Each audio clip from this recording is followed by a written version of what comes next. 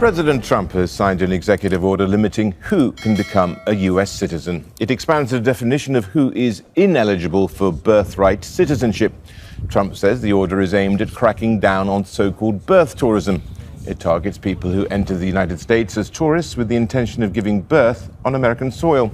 In June, the Supreme Court rejected Trump's bid to deny citizenship to children whose parents are on temporary visas or in the country illegally.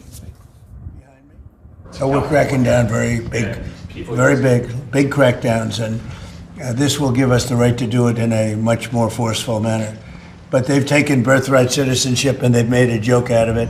And we're actually the only country of size, I think just about the only country, period, that does birthright citizenship. I thought we were going to win it at the Supreme Court. Unfortunately, we had a bad decision, very unfair decision. Our country suffers because of it, and we're ending it a different way.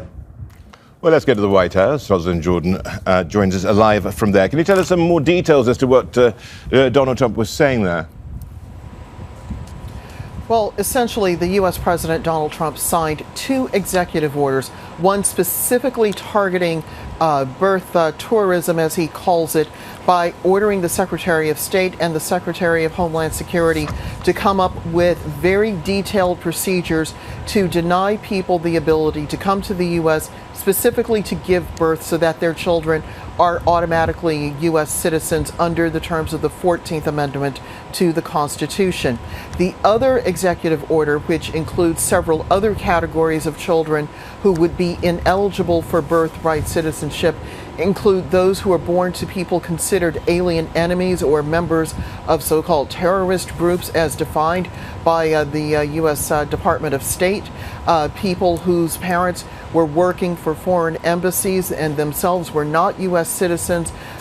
They would be denied automatic citizenship, even though there is already policy here in the U.S. that strongly limits who can be declared a U.S. citizen if they are attached to someone working for a foreign mission, as well as possibly changing the automatic birthright citizenship status of people born in U.S. territories, Guam, Puerto Rico, the Marshall Islands, American Samoa, among others. That would require an act of Congress, and it's not clear that such a measure would be approved, given that the 14th Amendment to the Constitution is something that would have to be overturned by another constitutional amendment. This is because the U.S. President says that people are making a mockery of the purpose of the 14th Amendment, and that this is his way of trying to prevent people from taking advantage of that provision of the Constitution, because he said it's perverting the notion, and this is all part of his larger efforts to strongly restrict immigration to the United States.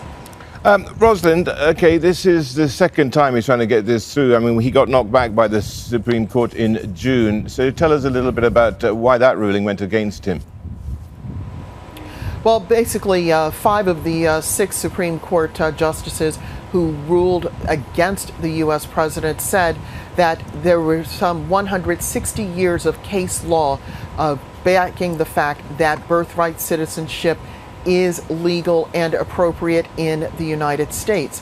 One of the sixth justice, I should say, said that the president's efforts to try to ban birthright citizenship on his first day in office in 2025 violated a federal statute, basically saying to the president, if you want to do this, you need to find a way to get a law passed in order to change this process. That said, the U.S. president is still very angry about what he says is a betrayal by the members of the Supreme Court, and he's trying again to put in these restrictions in order to please members of his base who want to see immigration, both legal and illegal, restricted in the United States, if not outright banned. Rosalind, thank you so much. Rosalind Jordan there joining us live from the White House.